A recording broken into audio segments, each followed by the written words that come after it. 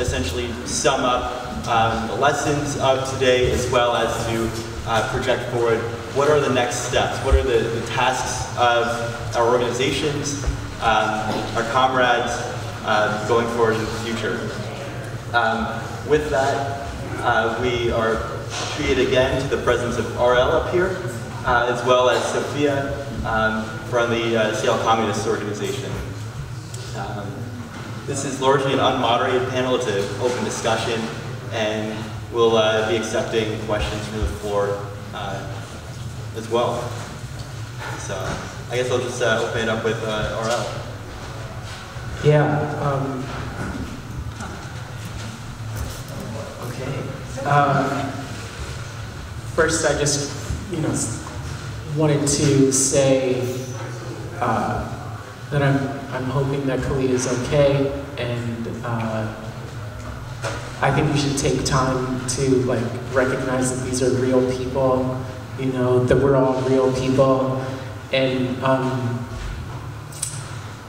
this is what the struggle is about, life and death type stuff. So so I'm gonna acknowledge that and wish him well.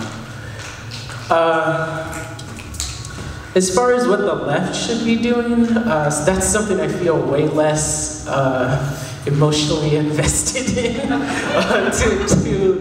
to be honest. Can we turn this level down a little bit? Okay.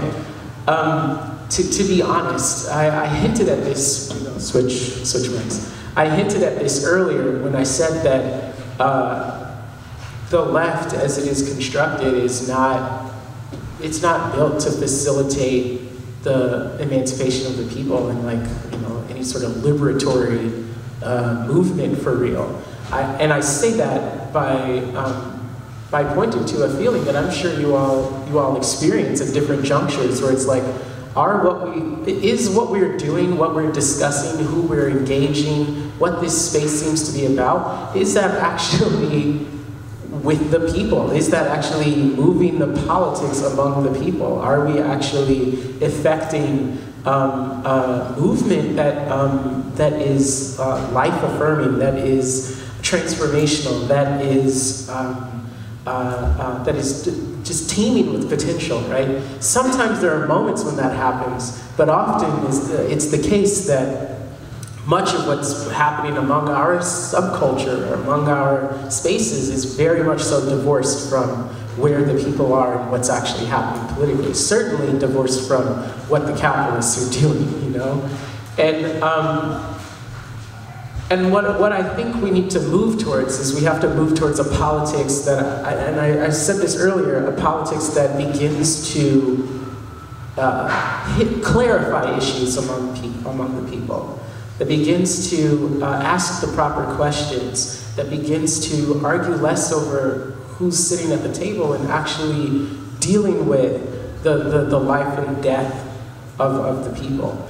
And I think the challenge, I think, is to do that without trying to look to the past to something, without trying to recreate something, but rather to clarify what's happening and to move forward. And I think I'm reminded, even as I say not to look to the past, of course, you do need to read about history and stuff. There are historical forces. That's not what I'm saying. But I'm reminded of what Karl Marx was discussing in the Communist Manifesto, right? He begins it by discussing the specter haunting Europe, right?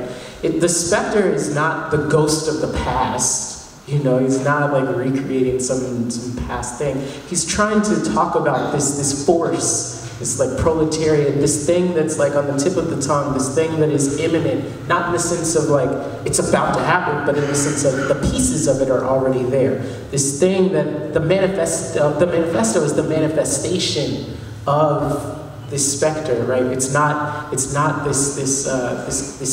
schematic. It's not this fully formed thing that he's just appealing to. He's talking about this thing in motion.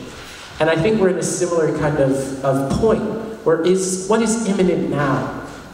Like what are these, there's a feeling among us, right? That something's not right, that the way that the system's functioning is not actually serving the people. It's on this collision course with ecological destruction, with the continued subjugation of whole peoples, with fascists on the rise with their eliminationist policies, and yet you have like Hillary Clinton or whatever, or Barack Obama or whomever, like fiddling while Rome burns, right? Like that's the feeling, right?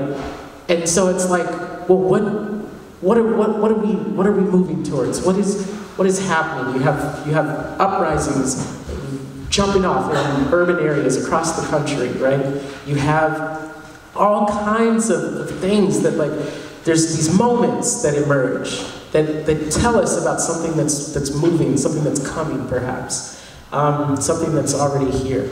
And I think like the more we begin to clarify the questions, the more we begin to really deal with politics in a way that's not reductive to like this rearranging the deck chairs of the Titanic type thing. If we actually engage in the politics to really see that we don't have all the answers about things, I think that's one of the consistent themes up here. We're trying to ask the right questions, and we're trying to hit on the proper political contradictions. I think the more that we do that, it puts us in a position to develop political projects over the next 5 years, 10 years, what have you, that actually advance the struggle among the people. So I think the first thing that we have to do is develop questions, develop clarity, and get in touch with life more. And that's a real struggle, I think. And so I know that's kind of vague and abstract, but I would say that I'm comfortable with that response because I'm comfortable with my own ignorance, my own limitation to perceive that which is happening around me, and that the struggle is to move with other people, to clarify and to move forward when we don't actually know with absolute certainty what the next step is. And I think the more comfortable we get with that, and the less we try to approach things in this managerial, technocratic fashion, the better capable we will be able to develop struggle among the people.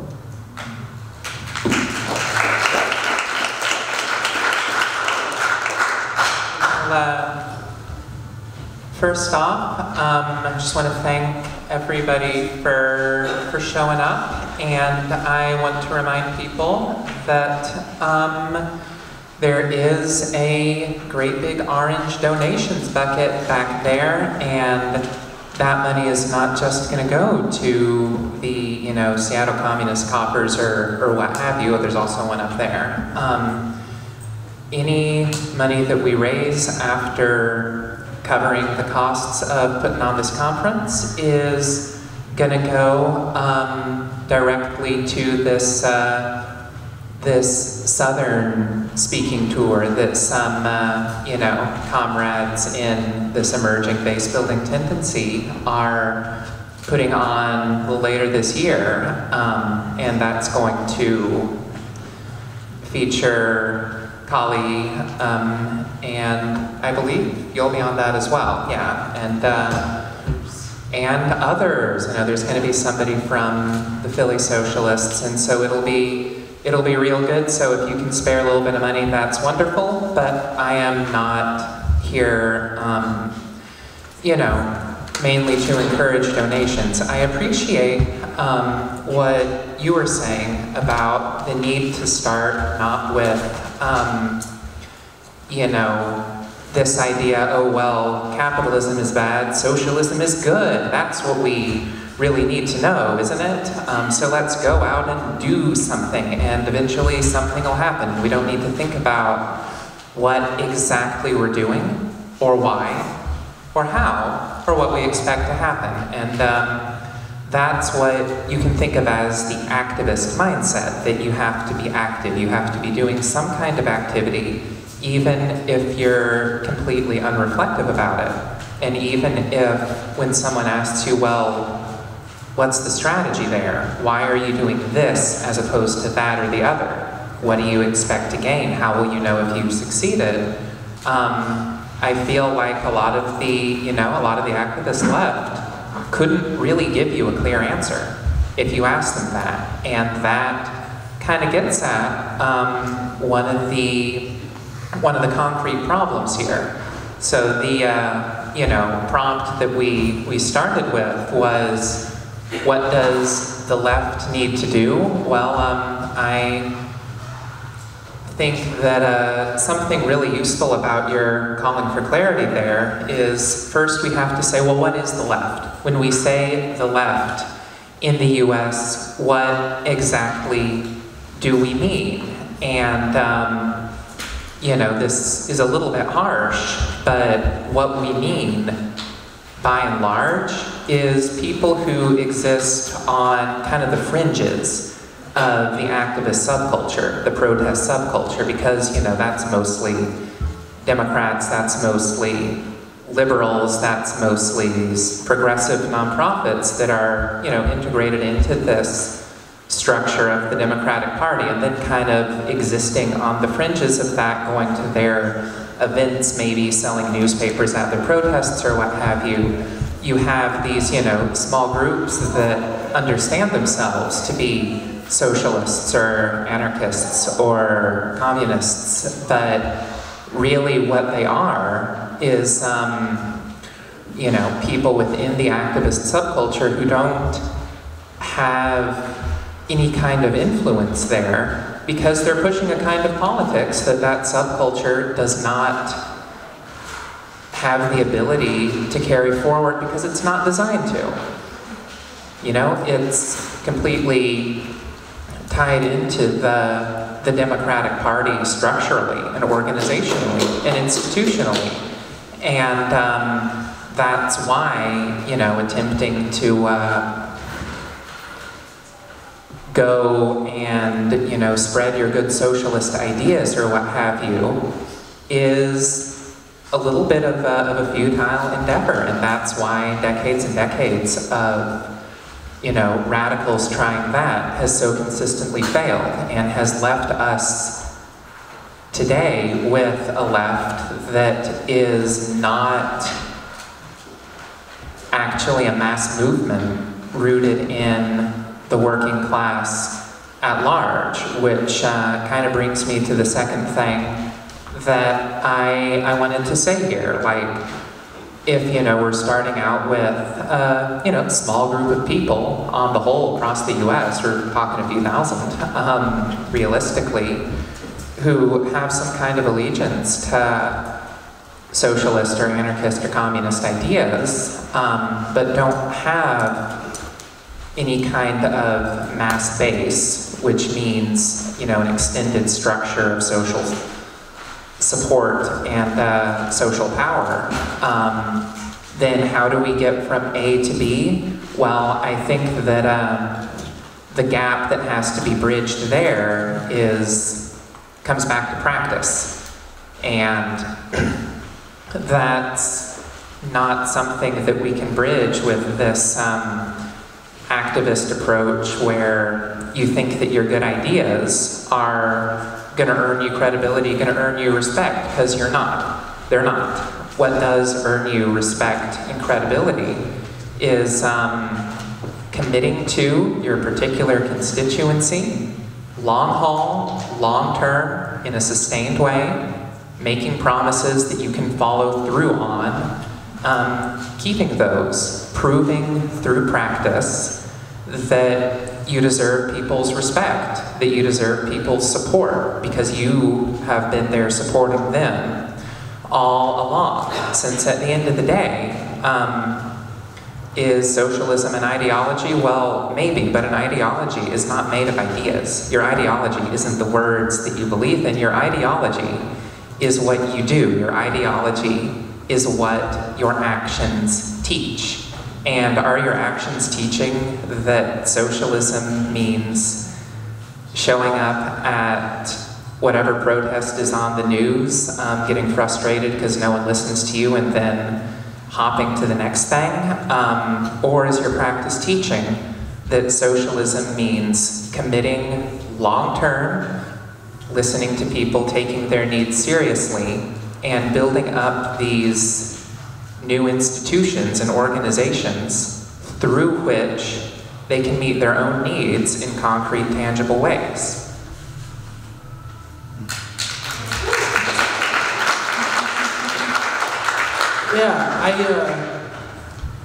I've been on a sort of journey around these questions, particularly over the last, I'd say, 6 months or so. And my perspective has somewhat changed a little bit, because I think, a year ago or 6 months ago, I would have been like, yep, 100%. But now I have this feeling around like, well, what is political leadership really? Like, what does it mean? I'll give an example. So Charlottesville happens, right? So a few of our members in DSA were injured in that attack. Heather Heyer gets killed. She wasn't a member of DSA, but she was among the protesters. And the Charlottesville chapter it actually wasn't a chapter at that moment last year. They had done some work, but like hadn't finished their bylaws, blah, blah, blah, that kind of technical stuff. I was like, okay, wow, there was a terror attack. Like, how do we support our base of members? How do we actually deal with this, right? So I go 2 days after the attack, and I show up, and we're setting up for the first meeting, and I'm just listening to them, like recount like the trauma of what they went through out there. To see like the fighting in the street with the cops not doing anything, to see someone killed and to almost have been killed themselves, and to wonder, okay, what's next in that context, right? And so we had this institution, this thing called DSA, which means a whole range of things. It basically means anything we say it means. So in this context, it meant taking seriously the question of defense and community, and and an objection to the eliminationist policies of like a Nazi-type program and its manifestations both in the Nazi paradigm itself as well as in the city government that was in full compliance with or collusion, really, frankly, with the Nazis leading up to those events, and in fact were pursuing policies that may not have been as extreme as the Nazis, but certainly carried the same seeds of like eliminating black people from civic and public life, closing down like the housing. The example I love to give is that the Nazis intended to run into a black housing project, and they were armed and intended to run in there. And they did in fact show up, despite the local organizers in that project telling the city that they didn't want like the Nazis to come, and the city should take precautions to prevent them from coming into the projects because they are intending to come in and harm us. And the city did nothing. Who did? Well, it was armed people, some of whom were in gangs, some of them were protesters. There were also unarmed people who were protesters and residents, and all kinds of people came together and literally had a face-off, squared up with these Nazis and prevented them from coming into this community. And so you have this like disruptive thing where all this stuff is happening, but what's next, right? So the meeting gets set up, and people wrestle there with what do we do next. And by having that institution, by having a space to discuss like what is really at issue here, they had a meeting the Friday. A week exactly to the day from when the Nazis showed up. And they really said, the cops are not here to protect us. They laid down the clarity around the issue, and then they began to move forward from there, right? And so I'm proud to say like that they became a chapter. They finally finished their bylaws and stuff. But that question of political leadership, which like I said is like a common thing, right? It's not like I showed up and did all the stuff and then they were like fell into line. Like that's not how it works. It's a give and take. It's a collective process of clarifying the issues and then making an agreement to move forward. And like truthfully, like what happened in those moments, it was stuff like, we had to go back to the University of Virginia campus where the torchlight thing happened. And like somebody had randomly called a protest, and I was scared. I'm not gonna lie. I was like, man, we going back? Like why? Like that was what I was thinking, right? But like again, I've been thinking about this question of leadership, right? Like, we had to hold each other through it. Like, I was like, okay, I'm ready to die. Like, I just met y'all, but like, we're going to this thing because that's what socialism requires of us. And if we die, we die. You know, and like to be in that context and to see the impact that has on people's lives, how it changes you, and then you get the space to think of that what next question, and to see that manifest in all kinds of activities that this chapter is now doing.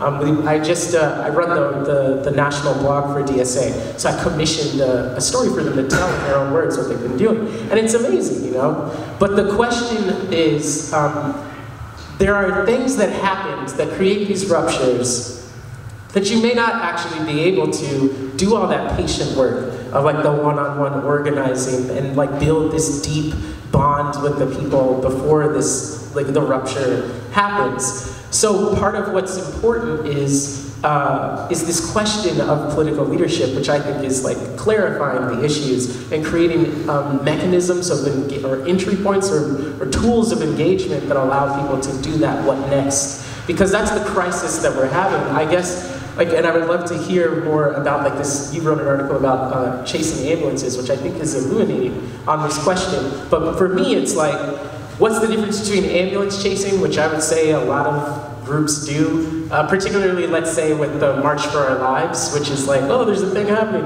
oh, let's run after it. Despite the fact that, like, in North Carolina, DSA, which is hardly has a reputation as like a hard left institution, right? DSA was banned from at least one March for Our Lives event, where we had gotten permission to table at the event, and then they were like, oh, legal partners, this is a quote, legal partners have told us to disinvite you. And so I'm supposed to throw down for this? Hell no, like what is going on here? How do we clarify what is happening in these moments? I do think that there's something to be gained from political leadership in these moments of rupture that has to be disciplined, it has to be thinking about that question of what's next, and also mostly anchored in clarifying the issue. Because I think that there's a lack of clarity around like March for Our Lives, for example. What is that? You know? What happened when the Nazis showed up? And what's their relationship to the city of Charlottesville? Clarify that and help people to do that next step. And so seeing that happen, where it's a both and thing, where it's like, yes, you have to build the base, but you also really need to take seriously and diligently this question of orientation, this question of like political leadership. What is the horizon and how are we oriented to it? Like that is a key issue that expresses itself both in how you build the bases that you build, but also in these moments of rupture, whether you're able to provide clarity and support for people to take that next step. So I think it's like I think that's where we are right now, I think. And I think it plays out in all of these spaces where we're at a real institutional disadvantage, where the Democratic Party has an orientation, it has institutional mechanisms, it has whole machines dedicated to suppressing this stuff. And so I think it is important in real time to contest that. And I saw that play out somewhat in the Charlottesville context, and I think there's something to be gained from questioning what it means to, what is political leadership in our day and age. Because, and the last thing I'll say is, and I said this in Philly like months ago, the biggest political leaders right now are like not socialists actually, like, or even elected officials in some regards. Like Colin Kaepernick is probably the #1 political leader in the country right now, as far as the ability to provide like an orientation for people. My little I gotta call this brother. If you watch this, David, my bad for not calling you on your birthday, but shout out from this day. He just turned 17, right? He's a football player. He lives in North Carolina. This little boy saw Colin Kaepernick do his thing, and next thing you know, my guy is taking a knee in high school, you know? Like his consciousness is changing. Like the cops tried to hassle him at the movie theater, and he has this mechanism to like express himself and express this subjectivity. So part of what I think has to happen, it is the day-to-day grind, but it's also creating revolutionary identity formation, creating these subjectivities among the people for this articulation of clarity, for an articulation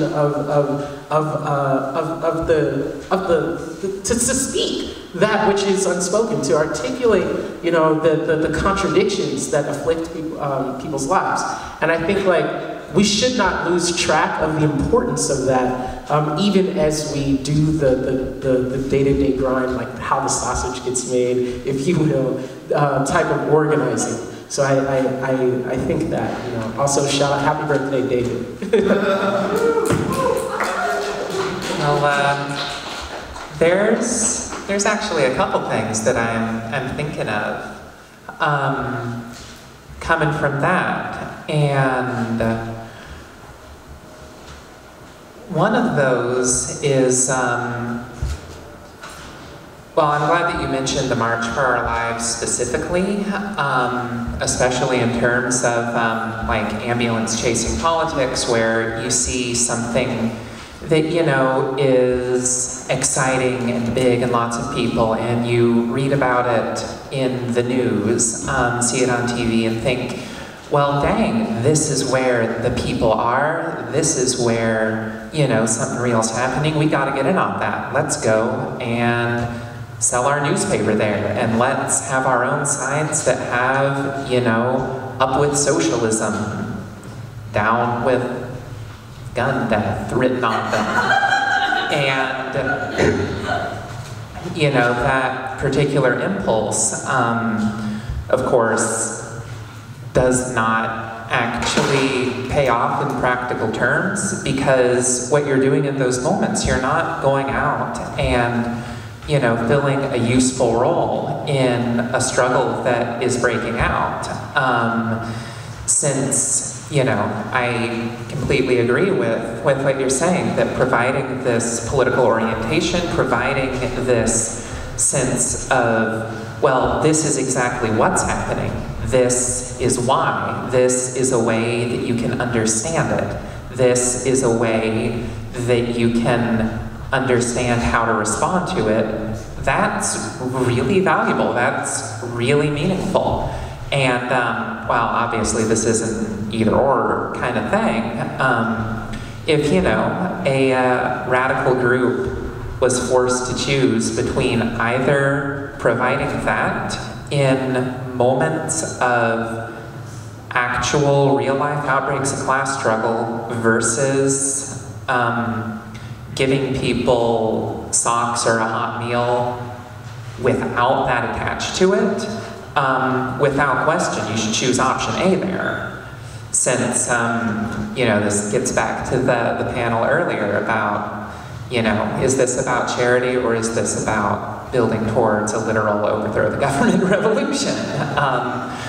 But as far as, something like the March for Our Lives specifically goes, there's a little bit of a vicious cycle going on, because so long as leftists in the US do not have a mass base, it becomes really difficult for us to actually be able to analyze, is this thing, something like, Sacramento over the last couple weeks? Is it something like West Virginia a month ago? Or is it something like the March for Our Lives or the Women's March or whatever? Or Coney 2012, right? Even more so. But there is a difference between these manifestations of class struggle that kind of emerge versus these kind of expressive protests that are, choreographed for the media, and there's a rally in every city, and there's a Democrat speaking at every rally, and it's got a hashtag, and if Obama was still in the White House, he would have been at it. And then, with March for Our Lives specifically, if y'all will forgive a little bit of that orientation and offer that leadership when those moments of upsurge come. But the thing is that unless you actually have built up at least a small base of your own through sustained, the daily grind you were saying, then you're not going to be in a position to be able to provide that kind of leadership, no matter how hard you try, or no matter how badly the particular leadership you have to offer might be needed in that moment. Since, in traditional communist theory, you hear talk about the objective conditions of class struggle and the subjective conditions. And the objective conditions basically means the state of, everything in society at large. Like, what's the, current balance of power between the ruling class and everyone else? Like, what all is going on? Is there a crisis? Is unemployment high? Is it low? So on and so forth. Everything that is external, so to speak, to what leftist organizations are doing. But then the subjective conditions, though, that we have control over, at least to an extent. The subjective conditions are, how well organized are we? Have we built up a base? Have we built up an infrastructure of revolutionary institutions? Have we been able to develop these, revolutionary political orientations? And are we prepared to provide that leadership, both ideologically and, just organizationally, materially prepared to, to do that? And right now, I would say that in the United States, the objective conditions are quite a bit better than they have been since, long before I was born. We have a situation here where,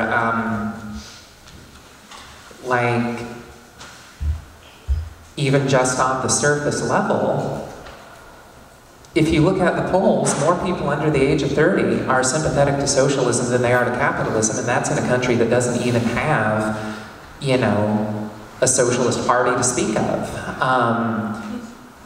That that's obviously rooted in these deeper manifestations of capitalism's ongoing, economic crises, and then centrism or liberalism's political crisis that's been going on for 3 or 4 years now. And so the objective conditions, I would say, are pretty ripe for us to be able to, cohere the kind of mass socialism that the United States has not seen for a very long time. So the question is, why haven't we done that? Well, that's where the subjective conditions come in. You can only take advantage of a favorable situation if you got your crap together enough to actually do it. And by and large, the left in this country doesn't, but I'm not saying that as this kind of moralistic condemnation. I'm not saying, well, we just gotta do it better. We just gotta get our ideas even more in line. We just gotta try harder and commit more. No, it's not that we're not working hard at what we're doing. It's not that we are insufficiently orthodox. It's that the way in which we're going about things ends up tying us institutionally to the activist subculture, which is the organized base of the Democratic Party. And so what we need to be doing instead is making the shift from activism to mass work to, be able to develop something outside of that, something that is not by its very nature incapable of serving as a vehicle for socialist politics. I want to toss just a quick idea out there. I think looking at the next 5 to 10 years, something like that, I think something you were saying got me thinking. about the trajectory of a group like DSA, for example. Basically, you know, we have a 30,000 member organization, and it's a lot, for a lot of us, this is a big learning experience as far as how does a membership organization that's oriented around a self-described socialist, various self-described socialist tendencies, how does that play out? And that's the big experiment that's happening right now. And I think as part of that debate, and it's really, the challenge with a group like DSA is how do you have principled political debate, and have the politics frontal, right? So for example, I mentioned that I'm running the website, right? So the blog. So before I took over, there was an article that was published about China. And this article was wild, yo. But the article was consistent with a particular line within social democracy, which is there's a line that says, like, we want U.S. hegemony to be preserved, and we want to, like, China's cheating on trade. China is really bad, y'all. And like, it was this whole thing about how China was a threat to U.S. hegemony, and that we should have national social democracy in order to prevent China from usurping the United States' place as #1 in the world. And that is a perspective, right? But what the key question for me is, well, what do you do when such a perspective is articulated, right? Like, I disagree with this, right?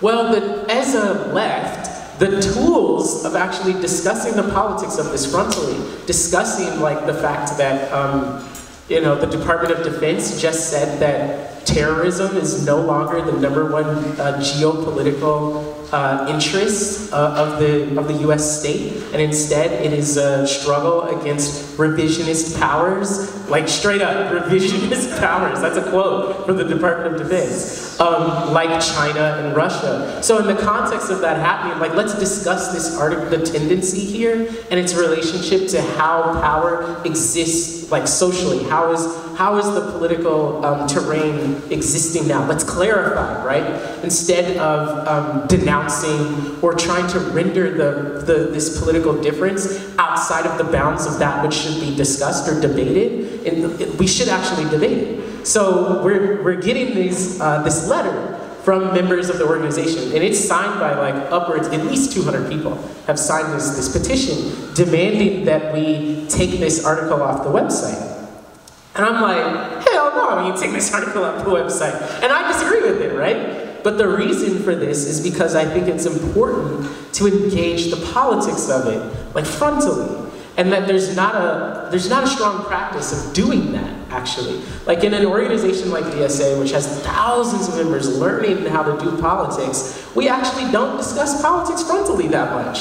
And in fact, much of what's happening in the organization is, I think you articulated this activist, we gotta do something. And, like, you gotta run out, and you gotta just, like, ah, you know? And it's like, wait a second, how do we clarify the issues? And how do we proceed in a fashion that lets us know, like, what's happening? So I think, like, that to me is like that's why I'm pushing this idea of clarification. Because, like, in our organization, one of the biggest campaigns we're working on, if not, yeah, probably the biggest campaign, is Medicare for All, right? And so, like, I'm like trying to clarify, like, what does this mean in like political terms? Like, yes, I think I actually think that it's good to have frontal political challenges within the Democratic Party. I think that's, like, that's not what I want to do in my time, but, like, I'm not knocking people who are engaging and heightening the contradictions there.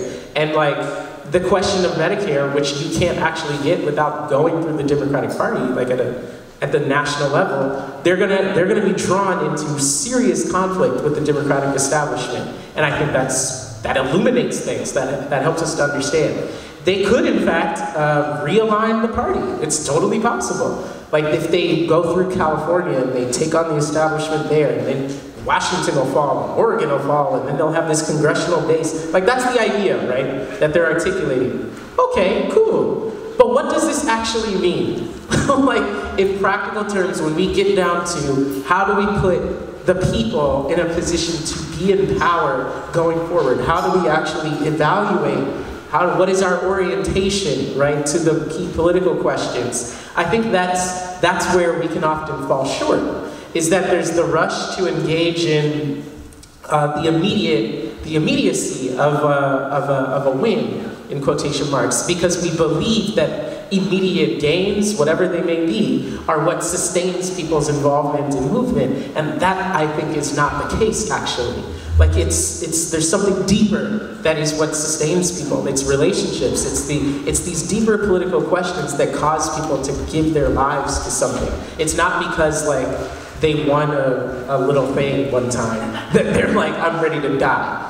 Like when I met these people in Charlottesville and we were ready to die, it was not because we won something. You know, there's something deeper that we have to tap into, and it's going to require us to have political conversations, to open up the dialogue, to actually engage across these differences. And yeah, like sometimes people are going to say some chauvinist shit. Like that's a real thing, especially when dealing with something like social democracy.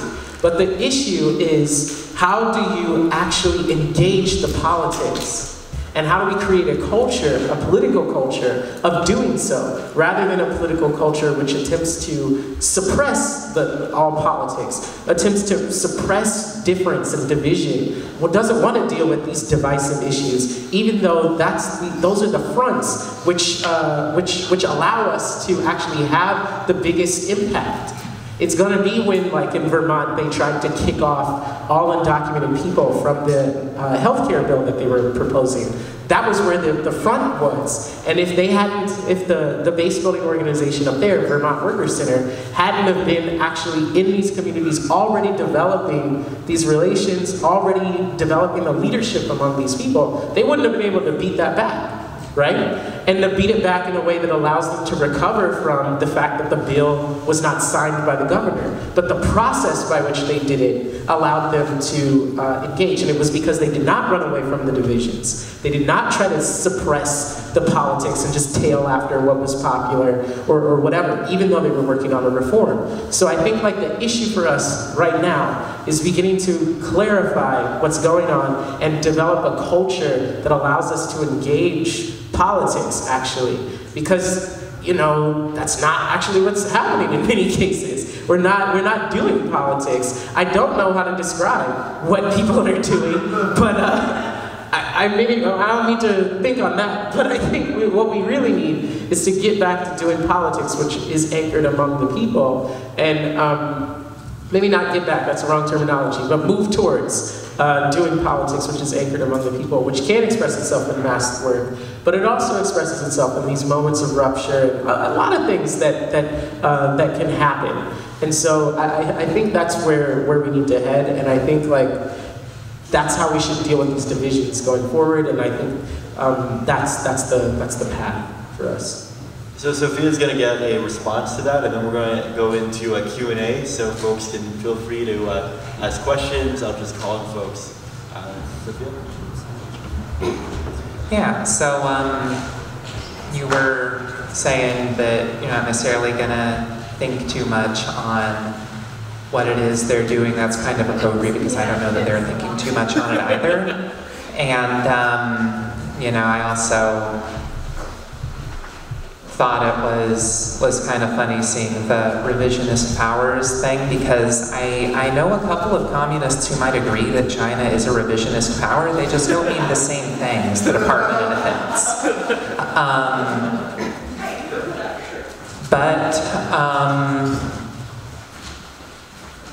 Yeah, whenever I hear people talk about realignment, the big question there, you know, that you don't really see engaged with too much is realign it from what to what, and you know, what's the objective basis there for this realignment to happen.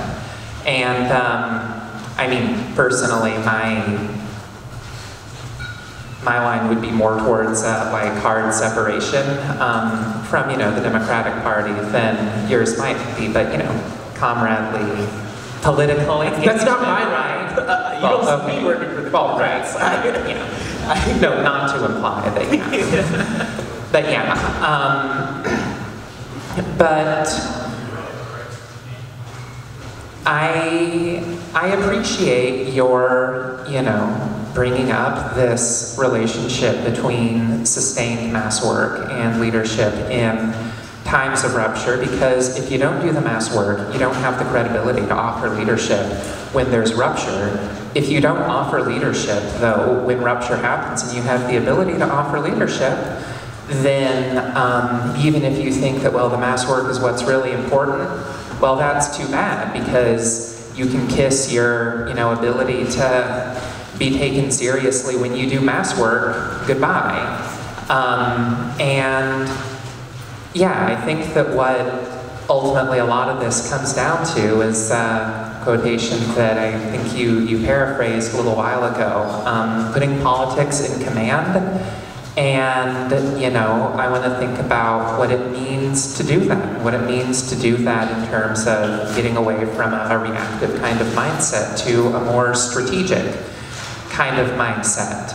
And I think that also gets at some of what you were saying about, well, it's not just about immediate term wins. That's not what this is about. And I think that that can be generalized further. So, you know, there's the working class and the ruling class, but, you know, the working class is not a monolith.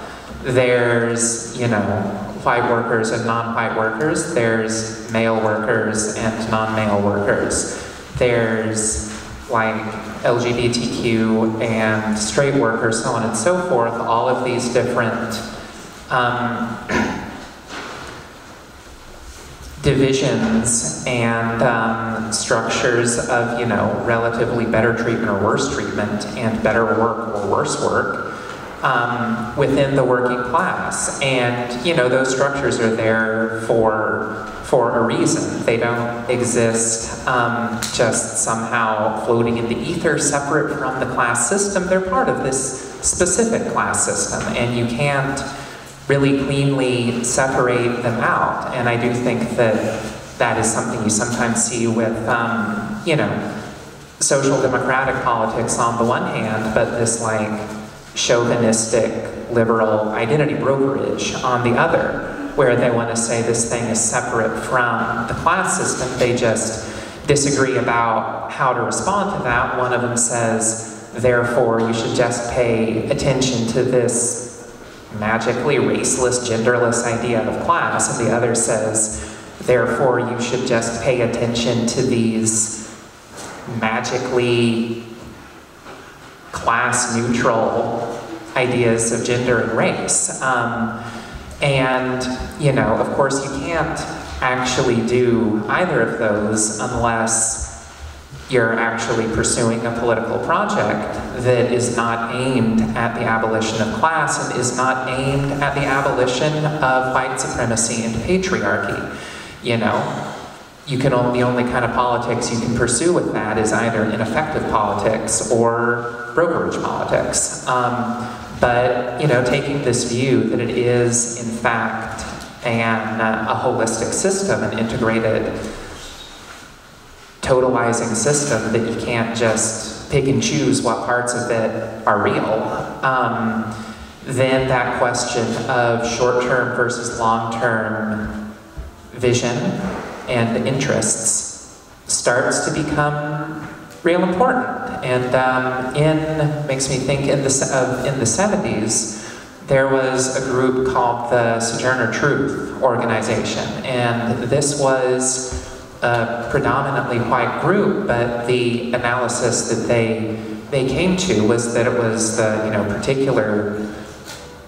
needed to be the particular priority of, you know, even white revolutionaries to go to working class whites, build up this, you know, support there that was specifically targeted against white supremacy, not, well, we'll support this universal welfare state demand, and also we'll have some anti-discrimination in there just along for the ride, but that it had to be specifically focused against the institutions and whatnot that created and reproduced white supremacy. And, you know, that particular political line up to a point is probably familiar to all of us, because if you go to, I don't know, everydayfeminism.com or whatever, they're going to say, oh yes, if you have privilege, then you have the responsibility to go argue with your racist uncle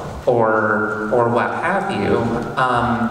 But the thing is, though, is that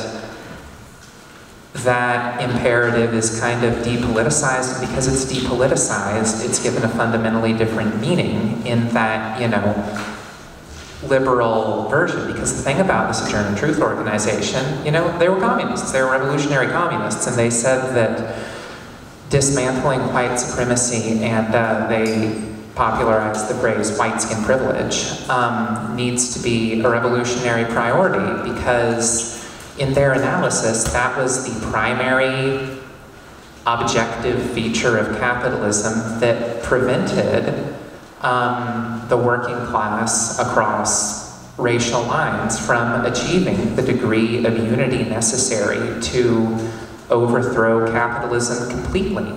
And that overthrow, of course, was in the long-term interests of, you know, the entire working class, regardless of which side of the white skin privilege divide they fell on. But what it required for them was to emphasize, even when the long-term interests of the entire working class and the short-term interests of some of the working class do not align, you have to align with the long-term interests, and you have to go, you know, even to those parts of the working class, even when you have to say, well, yeah, it's against your short-term interest, but it's part of your long-term interest because it's what's good for your class, it's what's good for the revolution. The revolution is what your class needs. And, you know, we have to organize and engage on that basis. And, you know, unless you put this strategy, unless you put this politics in command and actually engage it and think about it in those terms, you're not going to be able to do that. And that means that, you know, you'll find yourself, whether you like it or not, in the position of having to promote short-term interests, even when those are chauvinistic and against, you know, the ultimate interests there.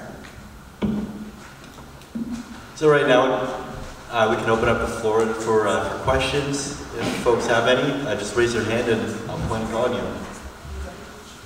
Yeah, in the back. Oh, towards the back of the seats. Yeah.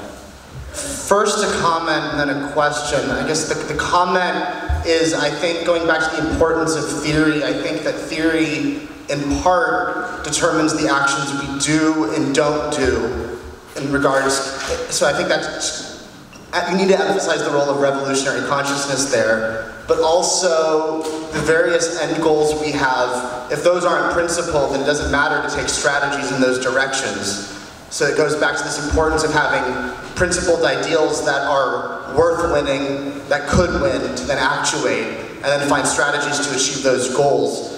And I guess the big question I have is mainly for RL. You talked about the importance of clarity. With the DSA in particular, you also mentioned how it can almost mean anything, and there's a identity crisis and a lack of clarity in regards to the DSA. If it's going to be either a Bernie Crowd organization, or a Marxist-Leninist one, or a libertarian socialist one, or whatnot. And I was just wondering ideas you had about how the DSA can clarify itself.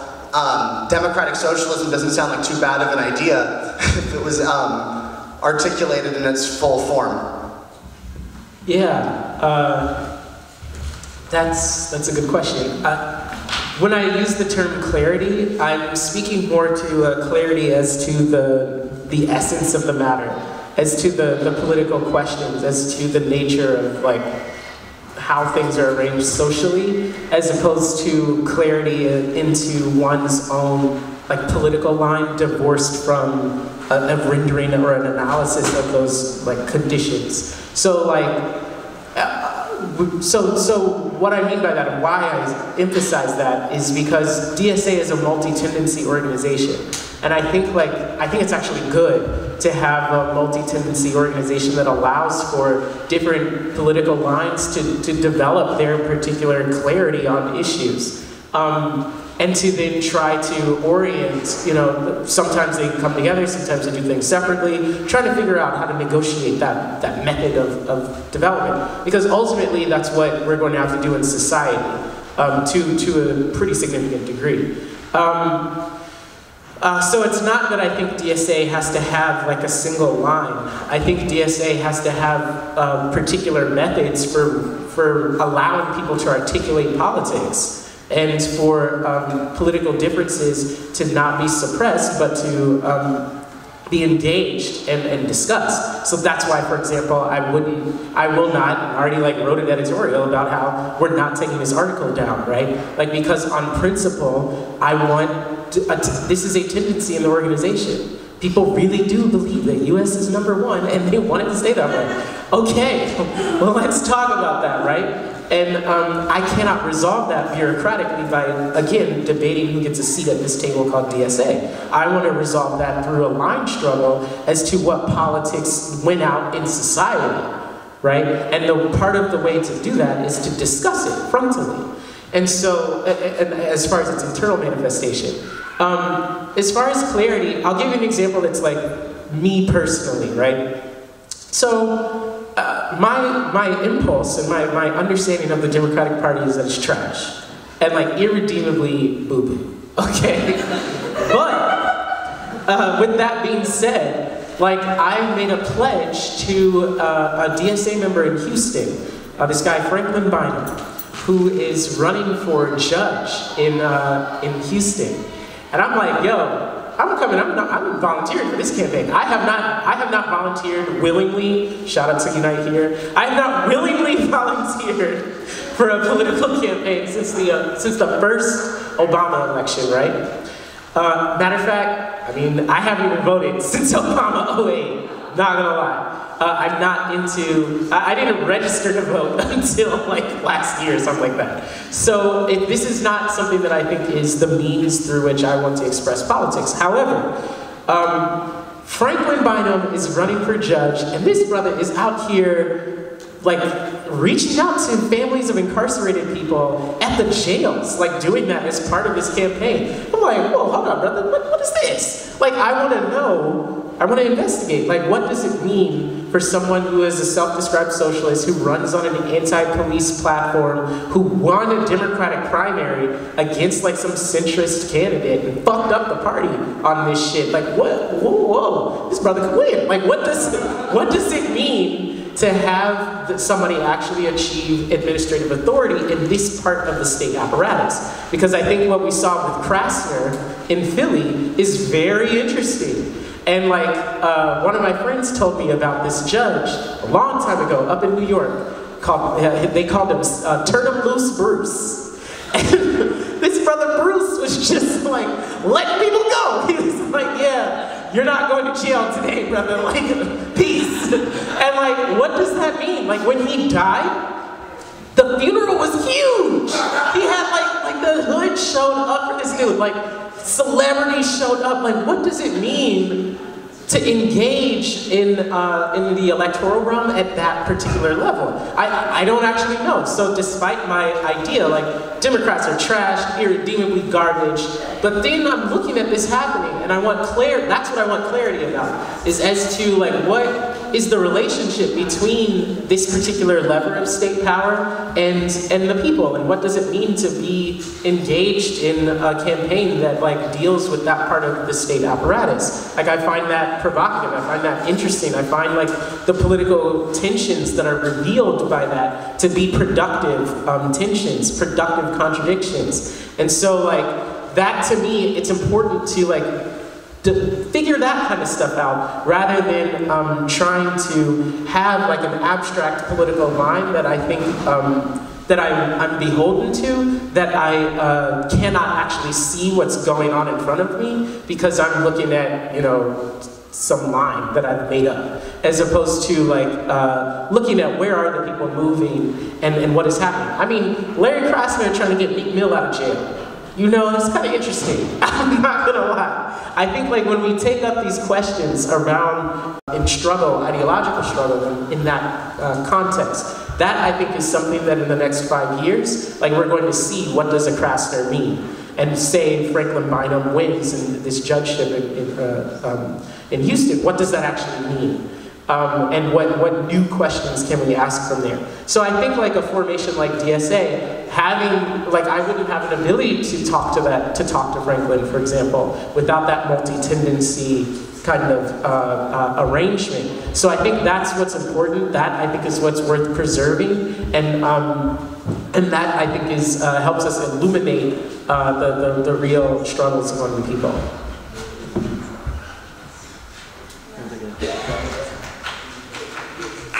Take another question.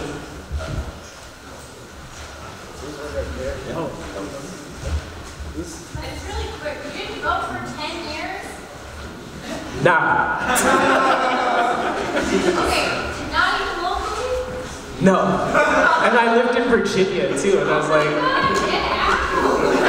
yeah. I'm like, why? Okay. Here's the real deal. Okay, so I go to Bolivia, and I voted absentee for Obama in Bolivia, and I cried like when Obama was like, my president is black, my rainbow is blue, brother, yes! You know, I was with young Jeezy, I was with it, okay? Not in the sense that I believed in the system, but I found it like very uplifting and encouraging to see that kind of achievement. But in the time after that, the things that I knew to be true, that I knew that like this dude was not with the shits for real, and that like there was gonna be trouble, and that there's something bigger than elections themselves that governs like the politics of our society. And I wanted to learn how to engage on that front. And that to me was, I felt way more powerful doing that work with other people. I felt more powerful working at the Gap and working to like change the scheduling policy of a global corporation than I did like voting for some crap that I didn't understand when I walked into the booth, you know? Like I think I've been attached to understanding how does power actually flow. So it's not like my abstention is like some puritanical thing, as opposed to like I was living in communities that I was not actually part of. I was a student. Then I was incredibly poor. And then I found other avenues of expression that were not predicated on the administrative like authority of the state, and I found that to be far more like significant and important politically. So that's why like I say to people who do want to participate in the electoral system, like I think where it is productive is in creating these tensions and these fractures, and what Bernie Sanders did, for example, was good, actually. Like, this dude fucked them up. Like, I think that's significant, but I think what we're seeing is the consensus or the alignment of both of these parties is, like, really, it's in a crisis mode. Donald Trump is at war with these people. Like, this shit is crazy. Like, and so, when that's the reality, my response isn't like, go vote more. Like, my response is, my feeling is, do more politics, actually. Now, sometimes that could look, maybe that does look like a Larry Krasner. Maybe that does look like some sort of candidate, maybe even Bernie Sanders, who knows? But what I'm thinking now, and have been for quite some time, is that like, the key contradictions, the things that actually move the politics forward, aren't bound to this electoral cycle, and we need to be building political movements, building people that and practicing politics in a way that's not bound to that. If we're ever going to hope that we like can do anything meaningful, so yeah. So this time, I will be at the jails like for doing that outreach, not having voted for like a decade. So that is real. But yeah, this is politics in 2018, I suppose. Like strange things are happening, you know. I may even vote. Who knows? I don't know. 2020, I was gonna vote for Kanye, but like I was really committed, and then he said he's not running until 2024. So you know, I'll have to wait. Any other questions? Yeah, right up there. Green shirt. Oh, me? Yeah. Okay. So, speaking for myself, I think a lot of other people too, like 2016 into 2017 was like one of those moments. Okay. Can you hear me anyways? Yeah. Okay. So it was like one of those moments. And I think a lot of us out there had some really good ideas and tried to do them. And a lot of them didn't work because we weren't ready. You know, like maybe people with the good ideas who just got the good ideas and hadn't had time to build the base behind them. And we're probably going to get another one of those moments before too long if things stay as crazy as they are. What do we do until then? You know, because there's all that energy right around that period. A lot of that energy's waned. You know, we build so that we're actually ready to meet people where they're at when they come looking for leadership. It isn't people who keep letting them down. I can speak to that a bit, in part because one of those projects in 2016 going into 2017 that maybe didn't end up quite as well as the original idea may have been. The gentleman who asked the question and I were actually both personally involved with establishing, and I don't know that I necessarily need to, you know, use this platform to talk about the particular organization I'm referring to, but basically, you know, when there is a moment of rupture, when there is an upsurge, and it's not, you know, some Women's March media spectacle, it's important to respond, but a lot of my thoughts about what that response has to look like, and I think you were also getting at this in your question, what the preparation for those moments, for those responses has to look like, has been, you know, shaped by that specific experience in late 2016, first half of 2017. Obviously, there was a rupture. Nobody thought Donald Trump would win. Donald Trump didn't think that Donald Trump had a chance of winning, and that was a huge crack in hegemony. That was a huge crack in, you know, what everybody knew was true about the world, about politics, about what was possible in society. And it wasn't, you know, obviously wasn't cracked open in a good way, but the basic point was, for a while, it was glaringly obvious to everyone that all of the, you know, baseline unexamined beliefs they'd taken for granted, that that's just how the world works, you know, that ideological hegemony, to get technical, was bullcrap, was just not actually true, because if it was true, Donald Trump could not have become president, because everybody knew that he didn't have a snowball's chance in hell. But, you know, in response to that sense of rupture, you know, I was involved in establishing an organization that was intended to, you know, address those concerns or address that moment by saying, like, well, yeah, any system that lets Donald Trump become president was not a good system to start with. And we need to, fundamentally change the way that we carry politics out. And what is politics? Politics is social power, plain and simple.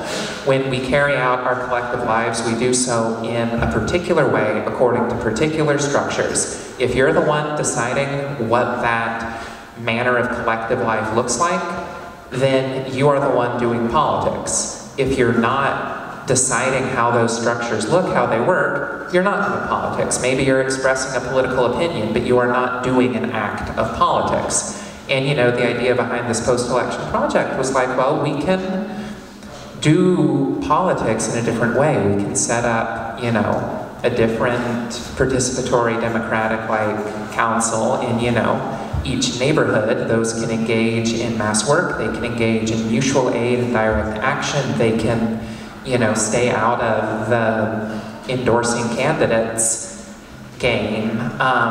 They can be a vehicle through which people can come together and start to exercise social power over their own lives outside of, and in many cases explicitly against, the authority of, the capitalist state, the power of business, so on and so forth. And, that's a really great idea. And that organizational structure was indeed created. And on paper, it was indeed committed to every one of those things. In practice, though, none of that happened. In practice, it, simply became another part of the established Democratic Party activist scene. And that, initial promise, I think a lot of us had thought that, having those wonderful ideas and that wonderful desire and the excitement of that rupture in hegemony was going to be enough, but it wasn't enough. Because who had the pre-existing organizing networks? The Democrats. Who had the capacity? The Democrats. Who had the ability to exercise social power, in this case, social power over what this particular project was going to involve. And again, the answer was the Democrats. So they're the ones who won out. And I think the single biggest lesson to take away from that is, you don't prepare for the next moment of rupture by talking to each other and fantasizing about how awesome it'll be when there's people in the streets and, how you're going to be the one out there waving a flag or waving a sign, and how you're going to be the one providing leadership. You have these great ideas. Like, no. You prepare for it by, again, it comes back to mass work.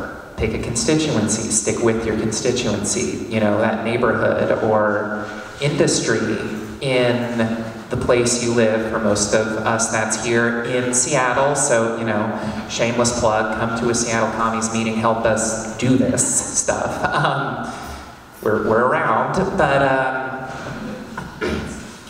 pick your constituency, commit to your constituency, and build those relationships, build those structures, use your capacity in a way that doesn't just prove that your ideas are worth something, but do it in a way that expands your capacity. Carry out social investigation, do research, talk to people, find out what their needs and hopes and aspirations are, find out what is meaningful to them, and find out a way that you can meaningfully facilitate them accomplishing that. And at that point, you build up these organizing networks piece by piece. And eventually, there does come a moment of rupture. Then you'll be the one with the level of organization, the level of capacity, the level of credibility to actually, step in and provide more than, words and ideas. In a moment of rupture, you'll be able to make use of that to expand your capacity, expand your mass work, and be in a qualitatively larger and stronger and better position afterwards than you were before. We have about time for one more question. Yeah, there's a hand. Guys? Yeah. What mechanisms, I guess, do you see left organizations like DSA and others utilizing to create like autonomous communities? Like how do we like garner these resources we see in Jackson, among other places, like examples of this, and just any like promising projects that you see happening in the so-called United States or abroad. So, and maybe speak to that. Yeah. Well, I won't contain the question just to DSA, but use that as an opportunity to kind of anchor the general thoughts that I've been articulating. So, we've talked a little bit about the March for Our Lives thing, right? And so I want to return to that for a second. Like the issue, the problem is that people aren't thinking in those terms, right? They're not thinking about what are the key political questions here. And to me, they're questions around issues of community, issues of defense, and like civic space itself. Like, are we going to have society? And that is not possible when antisocial violence is practiced, right? And that antisocial violence is often targeted against the, not just individuals within the community, but against the very concept of civic space. So that's why, for example, the escorting of or the defense of the abortion clinics, for example, is not just the defense of like people's individual ability to have an abortion, but it's also a defense of that civic space, that the space itself of the ability to have this service, this society, and that is important. So that's part of what people are talking about when they're talking about this issue of the school, right? Is they're like, this is supposed to be part of our civic institutional infrastructure, and it's antisocial violence is there. And so what I think is that we do need to dig in on those questions, and the people that are doing the digging in on those questions aren't socialists by and large. Like, I've done a lot of investigating on these issues. I've gone to West Baltimore, West Chicago, South Side Chicago. Like, I've gone to some of the roughest hoods, like in any city that I've been to ask these questions, to go and talk to people that do anti-violence work, and none of it's socialist for the most part. Right?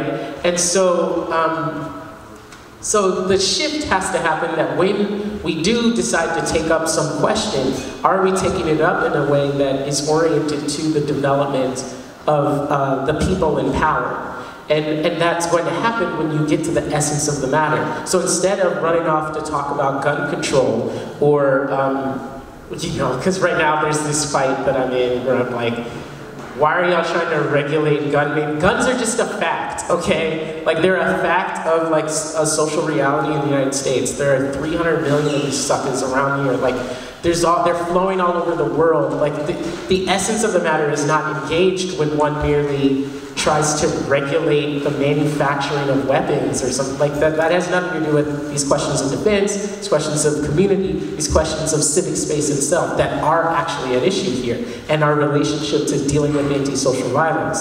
So are we actually going to develop these spaces is the question that I think we've seen on stage here throughout the day, different attempts to try to dig at these issues, right?